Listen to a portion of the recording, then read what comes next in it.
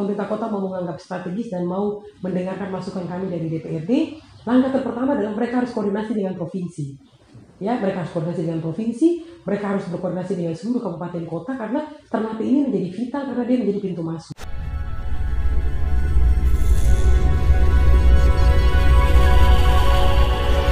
Sahabat Lesehan, jangan lupa subscribe channel di bawah ini. Sahabat Lesehan, jangan lupa subscribe channel di bawah ini.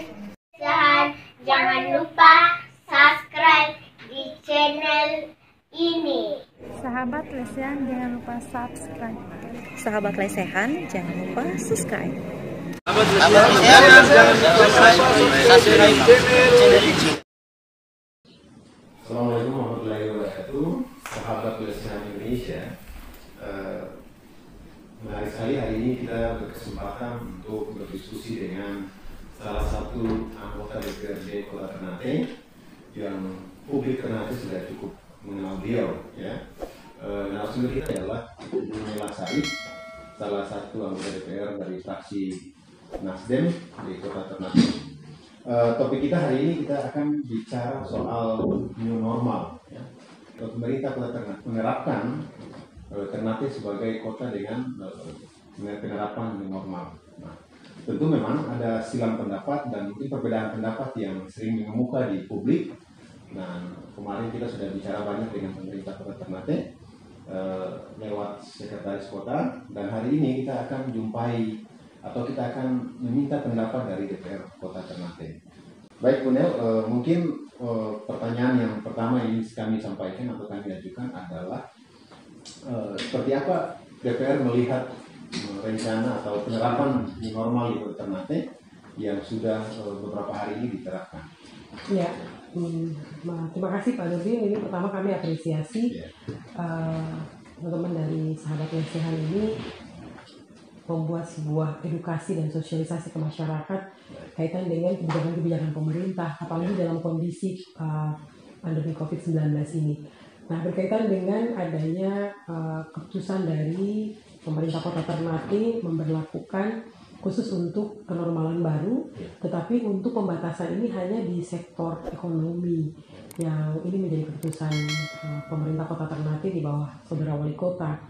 Memang yang pertama mungkin kami ingin stressing dulu bahwa semenjak COVID-19 ini kebijakan terhadap peraturan Perpu ya, peraturan Presiden kaitan dengan penanganan wabah COVID-19 ini, ada satu aspek yang menurut kami juga dari lembaga DPRD yang cukup memprihatinkan, di mana ada sejumlah kewenangan-kewenangan DPRD yang tidak menjadi penguatan di dalam proses berpemerintahan dewasa ini.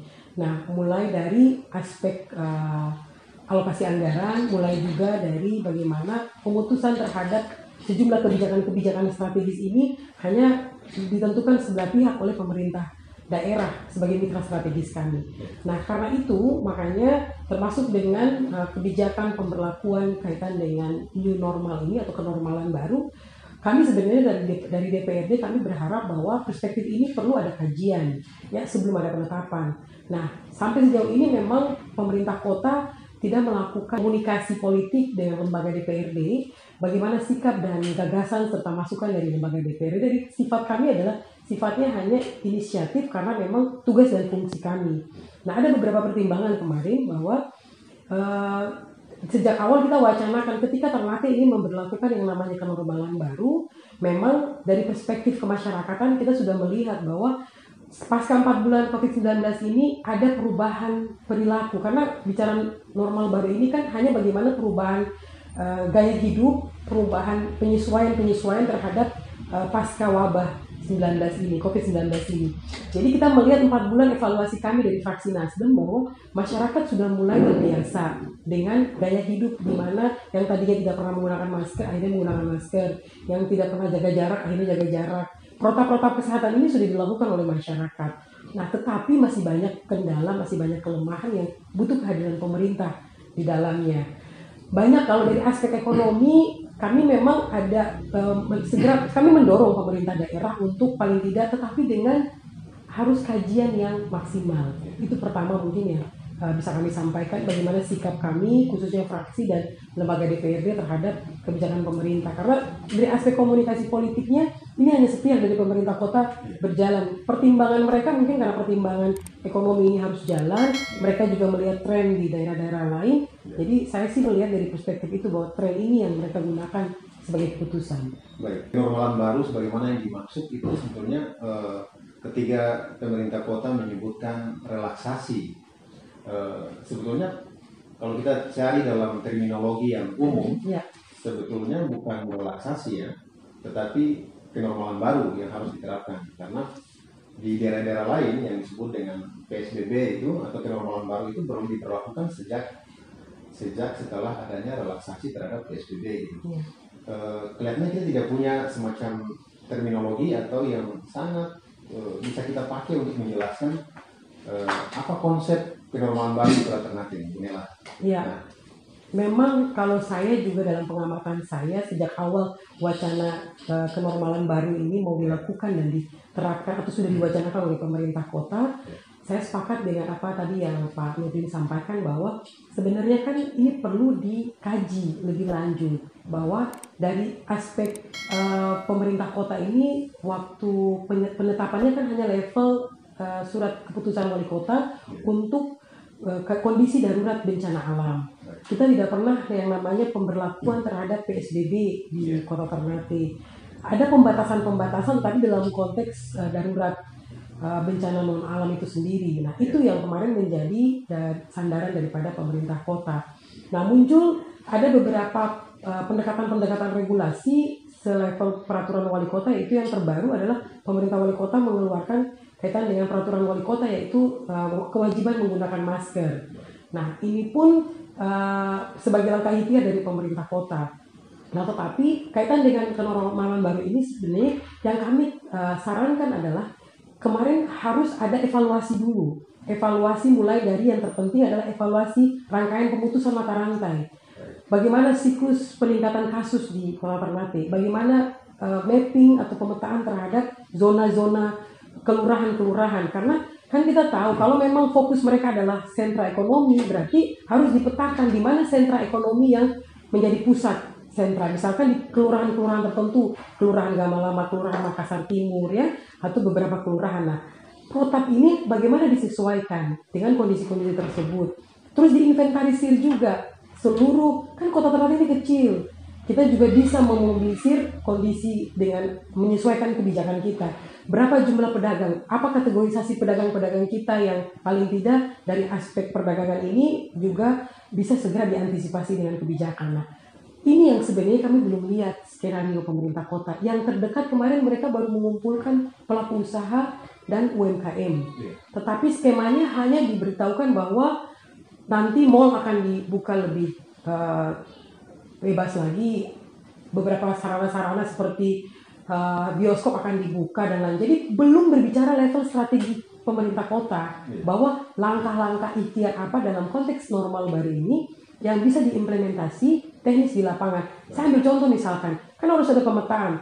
Misalkan di wilayah sarana perdagangan, apakah perlu ada klinik tertentu, apakah perlu ada protap tertentu, apakah perlu ada satgas penguatan keamanan di situ, perlukan satgas kelurahan di situ. Nah, ini langkah-langkah ini yang kita berharap pemerintah tidak hanya mengeluarkan kebijakan, tetapi harus diikuti dengan langkah-langkah strategis.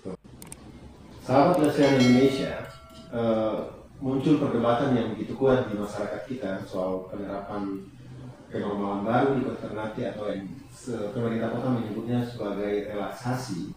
Itu sebetulnya bisa disebut oleh sebagian kelompok masyarakat menyebutkan itu prematur atau terlalu terburu-buru gitu. Karena ada, kalau kita lihat dari perkembangan kasus penyebaran virus itu terus mengalami peningkatan, sementara desakan kenormalan baru atau relaksasi itu lebih pada aspek ekonomi gitu. Nah, apakah DPR melihat ini sebagai sesuatu yang terdesak atau sesuatu yang sifatnya prematur atau seperti apa dalam kasus? Kalau kita lihat kajian epidemiologinya kelihatannya lebih meningkat dan terus terjadi klaster baru, sementara ada keinginan yang kelihatannya terburu-buru oleh pemerintah kota untuk penerapan kenormalan baru ini. Iya, memang kritis kami adalah kebijakan dalam kondisi bencana non alam ini tentu saja yang harus dikedepankan adalah aspek tanggap daruratnya, aspek cepat terhadap memformulasikan kebijakan, responsif, dan juga teliti dan tetap mengedepankan hal-hal yang detail dan strategis. Nah, ini beberapa pendekatan yang sebenarnya menjadi tawaran kami dalam pemerintah kota. Meskipun kebijakan ini dia strategis, tetapi kalau lambat dan tidak tepat dalam implementasinya, ini juga berdampak dengan konsekuensi adanya situasi bencana non alam. Jadi serba dilematis pemerintah, tapi ini sudah menjadi kewajiban pemerintah. Karena siapa lagi yang masyarakat harapkan? Masyarakat hanya mengharapkan pemerintah untuk segera memformulasikan kebijakan yang benar-benar bersentuhan langsung dan tepat sasaran dengan mereka. Ya, kaitan dengan ada konsekuensi dan ada kendala-kendala di lapangan, itu bagian dari hal-hal yang harus dilakukan penyesuaian. Nah, termasuk juga dengan adanya kebijakan normal baru ini, kami melihat bahwa yang pertama, ini kecenderungannya pemerintah hanya cenderung latah, ya, karena isu atau wacana kenormalan baru dan sudah dilihat di daerah-daerah lain, lantas langsung secara menjadi hak otoritas daerah Kota Ternate ini langsung mengeluarkan atau mewacanakan kebijakan itu. Padahal kalau memang dia mau menganggap, pemerintah kota mau menganggap strategis dan mau mendengarkan masukan kami dari DPRD, langkah pertama adalah mereka harus koordinasi dengan provinsi. Ya, mereka harus koordinasi dengan provinsi, mereka harus berkoordinasi dengan seluruh kabupaten kota karena Ternate ini menjadi vital karena dia menjadi pintu masuk. Itu yang pertama. Jadi karena di sini nanti ada sentra produksi, transportasi, semua mulai dibuka baik darat, laut dan transportasi udara. Pintu masuknya di Kota Ternate. Sekarang bayangkan kalau tidak ada konektivitas dengan kabupaten kota lain, seperti misalkan Tidore masih perketat, Halteng masih perketat, Halting dan lain-lain masih perketat. Kalau kedatangan dari aspek kenormalan baru, dari level transportasi ini dibuka, dari pesawat ini dibuka, bagaimana kalau penumpang yang datang tiba di Ternate mereka itu orang Tidore? Otomatis mereka tidak bisa langsung ke Tidore. Ini menjadi beban baru di Kota Ternate. Ini yang kami pikir langkah-langkah koordinatif ini penting. Kota Ternate tidak hanya sendiri memutuskan, tapi harus terus melakukan komunikasi-komunikasi dalam kondisi wabah ini secara maksimal. Itu mungkin yang kami melihat ada aspek kelemahan yang belum maksimal diterapkan. Ya, lalu kemudian ada juga terkait atau soal yang bisa kita sebut sebagai poin krusialnya adalah sejauh ini belum ada semacam simulasi ya terhadap sektor-sektor yang mau dilakukan relaksasi itu. Jadi kesannya memang terburu-buru. Oleh karena itu, misalnya sektor perdagangan yang diharapkan menjadi pemicu pertumbuhan ekonomi di Kota Ternate ini, ternyata juga kelabakan menghadapi situasi seperti ini. Dan poin yang bisa kita juga tegaskan di sini adalah koordinasi yang lemah antara pemerintah provinsi dengan pemerintah Kota Ternate. Dan soal yang berikut adalah apakah sejauh ini keterlibatan DPR dalam hal-hal yang terkait dengan penanganan COVID ini seperti apa di pemerintahan kota ini? Ya, memang saya selalu sampaikan bahwa dari aspek kami fraksi memberikan kontribusi pemikiran dan gagasan, lambat atau cepat normal baru ini harus kita hadapi. Itu garis penting kami bahwa lambat atau cepat harus kita hadapi. Tetapi bagaimana ketika keputusan pemerintah kota sudah diputuskan di tanggal 5 Juni ini diberlakukan, penyesuaiannya kan yang terpenting adalah kedepankan protokol kesehatan. Nah, dalam kebijakan protokol kesehatan ini apakah ada simulasi terhadap alokasi anggaran misalkan, karena ini berkonsekuensi kalau di sektor pendidikan misalkan, kita belum bicara sektor pendidikan, sektor perdagangan misalkan. Nah, otomatis pemerintah harus menginventarisir sejumlah pelaku-pelaku usaha perdagangan yang dimana apakah konsekuensi mereka terhadap normal baru ini bisa berlaku atau tidak. Nah, protokol kesehatan ini misalkan yang sederhana saja, penggunaan masker. Nah, bagaimana konsekuensi terhadap penggunaan masker untuk semua masyarakat dalam aktivitas? Jika nanti misalkan pelaku-pelaku usaha dalam melakukan kegiatan bisnisnya ada masyarakat yang belum menggunakan masker, apakah mereka melayani atau tidak? Ini hal-hal yang sederhana saja yang kami lihat di lapangan. Nah, untuk itu harapan kami adalah breakdown terhadap regulasi ini segera. Ini bukan lagi hal-hal yang menjadi tawaran, tapi yang terpenting memanfaatkan masyarakat terkecil yaitu kelurahan di bawah, RT, dan harus memaksimalkan kondisi-kondisi yang untuk mendorong agar percepatan ini. Saya melihat juga masih ada satu faktor yang lemah, Pak Nurdin, yaitu edukasi dan sosialisasi. Ya, ini level ini paling lemah, edukasi dan sosialisasi. Selama ini misalkan kita di kelompok terkecil saja, di kampung saja, di lingkungan kelurahan kita saja, kompleks di masing-masing perumahan kita, jarang kita mendengar Pak RT berkoordinasi dengan pemuda ataupun dengan vokal-vokal poin yang ada di masyarakat untuk mengedukasi apa itu normal baru, apa itu protokol kesehatan, bagaimana di rumah harus menjalankan protokol kesehatan.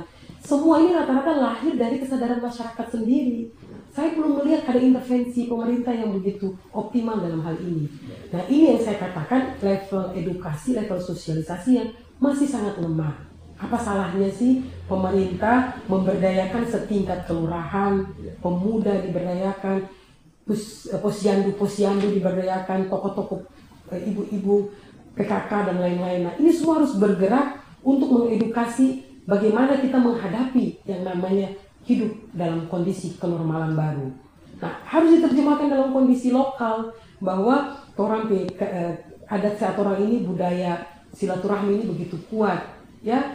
Nah, ini tetapi dalam kondisi ini harus ada protap-protapnya. Nah, ini saya pikir harus didorong agar pemerintah memaksimalkan dari aspek edukasi dan sosialisasi. Kalau ini sudah maksimal, baru kita bicara masyarakat tidak disiplin, masyarakat malawang, masyarakat begini.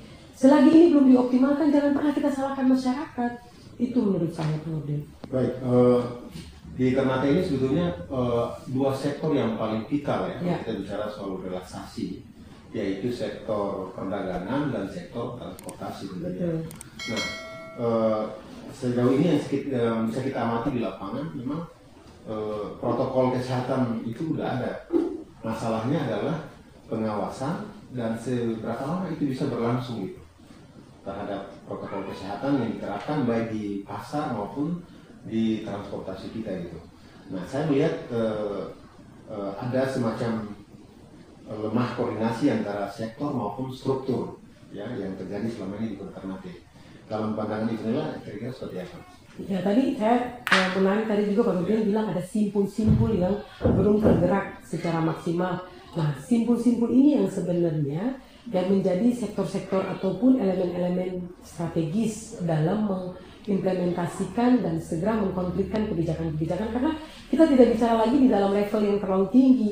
Ini harus mengakar di masyarakat karena ini bicara perilaku, ya, bicara kebutuhan dan kehidupan gaya hidup kita sehari-hari, dan ini menyentuh person to person. Jadi sentuhannya adalah sentuhan harus pada level yang paling menengah ke bawah. Nah, maka dari itu peran serta yang paling penting menurut saya pemerintah kota, dalam hal ini Pak Wali Kota, Saudara Wali Kota, tim gugus, ya, ini mereka level koordinasinya terpusat di level koordinasi tingkat kabupaten, kota, dan provinsi agar penerjemahan terhadap kebijakan. Tetapi di sektor paling bawah, manfaatkan yang namanya pihak kelurahan dan kecamatan supaya lebih maksimal. Perguruan tinggi ini juga harus dilibatkan, ya. Elemen-elemen kepemudaan, organisasi-organisasi juga fokus konsentrasinya kita bicara tentang bagaimana penyiapan hal-hal yang berkaitan dengan perilaku kita pasca kenormalan baru ini bisa diterapkan secara maksimal.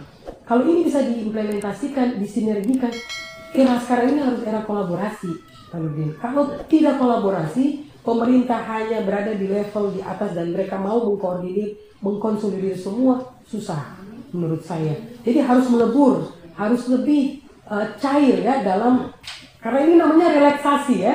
Jadi harus lebih menerjemahkan kebijakan ini dengan lebih wise, dengan lebih bijaksana, menghimpun semua orang ya dengan protap-protap yang dikedepankan. Lebih smart harus menghadapi situasi ini, jangan terlalu eksklusif. Kalau saya lihat kan eksklusif hanya di tingkatan tim dan gugus tugas saja, belum terlalu ekstrim di tingkatan yang paling bawah, baik itu level kelurahan dan kecamatan dan semua stakeholder yang berkepentingan. Baik, mungkin yang terakhir Bu Nela ya.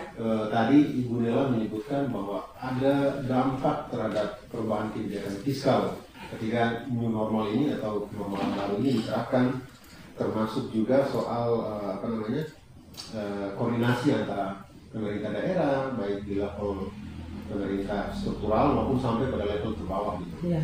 Nah, kira-kira dari sejumlah itu persoalan kita, apa sih yang menjadi harapan dari Bunela untuk pembicaraan kita pada kesempatan kali ini? Iya, jadi saya melihat kami melakukan koordinasi di tingkatan lembaga dengan DPRD provinsi. Kebetulan ketua Pansus COVID-19 provinsi ini juga sama-sama dari fraksi partai kami, fraksi Nasdem. Kita melakukan koordinasi. Sebenarnya ada namanya pembedaan kewenangan ya. Bagaimana level kewenangan di tingkat provinsi, level kewenangan di tingkat kabupaten kota, yang konsekuensinya adalah konsekuensi regulasi, konsekuensi fiskal ataupun anggaran. Nah, tetapi ini yang menurut kami terlepas dari semua itu perlu ada komunikasi dan diplomasi yang ada ego sektoral antara kabupaten kota dan provinsi. Klaim di kabupaten kota, provinsi lambat, provinsi tidak maksimal dan tidak. Nah, ini klaim-klaim ini yang sebenarnya tidak sinkron karena problem adalah problem komunikasi diplomasi di tingkat kabupaten kota dan juga level provinsi. Nah, konsekuensi yang lain adalah ini semua akhirnya mau tidak mau beban APBD ini terkuras. Hampir semua kecenderungannya ke COVID-19. Nah, ada juga hal-hal yang menurut kami perlu segera disiasati yang belum optimal adalah bagaimana kaitan dengan kelurahan tanggap darurat. Sebenarnya dari awal menurut kami ketika kelurahan tanggap darurat ini diberikan effort yang maksimal dari aspek kewenangan, dari aspek penganggaran, saya pikir ini sebenarnya salah satu langkah optimis dan langkah strategis yang bisa dimaksimalkan. Kelurahan diberdayakan full dengan membuat pemodelan kelurahan tanggap darurat secara efektif, dan untuk konteks normal baru ini kita maksimalkan kaitan dengan kelurahan-kelurahan yang memang ada pusat strategis dan pusat perdagangan. Kan tidak semua kelurahan menjadi kelurahan pusat perdagangan, ya, sentra ekonomi. Nah, ini yang harusnya menjadi prioritas daripada pemerintah kota agar supaya kebijakan terhadap apa yang namanya normal baru ini tepat sasaran dan bisa terimplementasi, tidak menimbulkan persoalan baru di masyarakat. Mungkin itu. Ya. Baik, terima kasih Bunela atas edukasinya kepada publik kita hari ini. Ya. Semoga ini memberi manfaat kepada kita semua, terutama seluruh masyarakat di Kota Ternate ini dalam rangka memasuki era baru atau yang kita sebut dengan kenormalan baru, dan juga dalam rangka memperkuat imunitas kita dalam berpikir maupun dalam berperilaku. Saya kira demikian sahabat Lesehan Indonesia untuk sesi hari ini. Terima kasih. Tadia Subado.